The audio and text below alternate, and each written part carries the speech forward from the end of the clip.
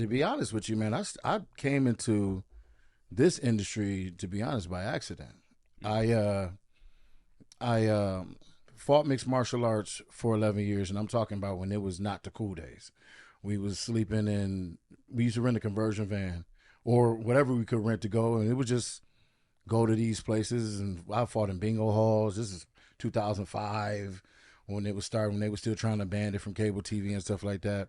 And it was literally, you show up, if you weigh 200 pounds and he weighed 220, y'all match up. We brought our own gloves, and that's how it started. So when it got to the times where it was cool, like the Ultimate Fighter came out, I was already on my last couple legs, which it wasn't even about money. It was just about mental health for me, to be honest with you. Yeah. You know what I'm saying? For me, I can imagine. It was mental health. A lot of things that, me and Sam endured growing up, and a lot of things that we seen, things that happened to me personally, being almost murdered in 2004. So I just kind of needed to outlet, So got into mixed martial arts, but Brazilian Jiu-Jitsu was, when I got into that in late 05, that was more fulfilling than fighting.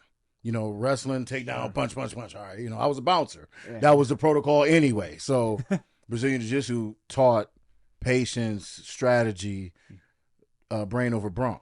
So for me, that was way more fulfilling than being, a meathead fighter. Sure. So when that was over with, I still train Brazilian Jiu-Jitsu. I'm a black belt now.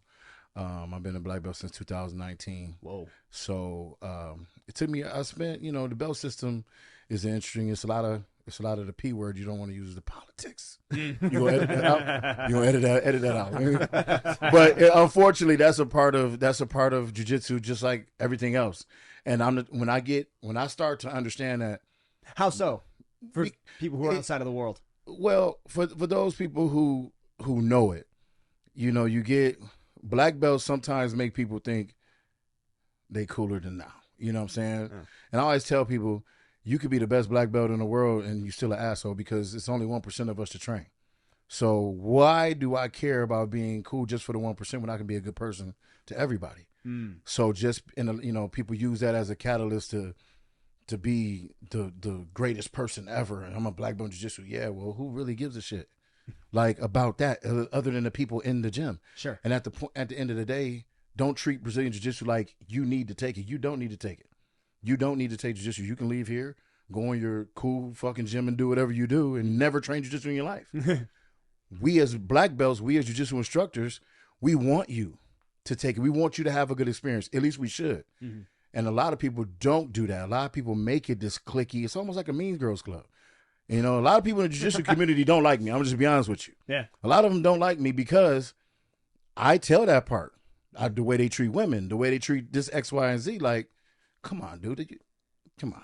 Yeah. We supposed to be, people use the word brother and family a lot. And for people like me and Sam, grew up in the neighborhood, grew up in ground gangs and stuff like that. When you say those things, we know how valuable that is.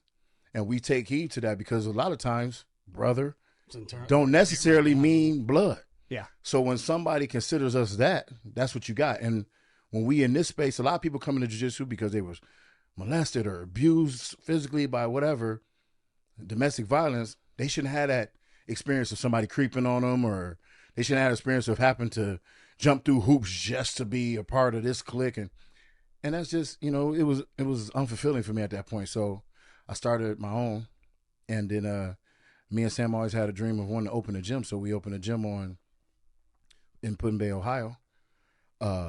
And that's so cool. What's it called? Putin Bay, Ohio. So it's an island, believe it or not. It's an island in Ohio. In the middle of Lake Erie. A literal island. Yeah, people like, there's islands in Ohio? Yeah. For 6 months out of the year, it's an island there. So we opened from May to, October. And me, Sam, my girl Ashley, like we did it. You know what I'm saying? Like, it was never a gym there. So we did it.